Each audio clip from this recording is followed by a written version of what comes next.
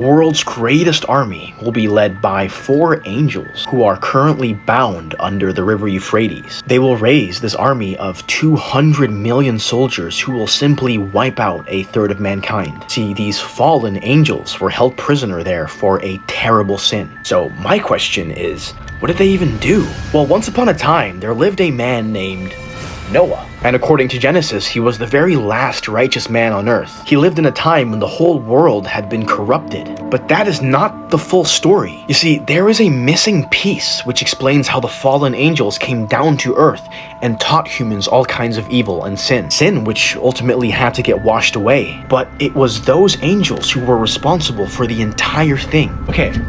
So, if we read the book of Enoch, we can actually find exactly what their punishments were for corrupting the world. But more specifically, we hear about this one angel named Azazel. You see, he taught humans how to make weapons and armor, ultimately teaching humanity war. Genesis even says that the whole world was full of violence. But this was all because of an angel. So God decides to bind Azazel hand and foot and then casts him under this desert named Dudael. What's very interesting is that Dudael is supposed to be east of Jerusalem. But conveniently, do you know what else is east of Jerusalem?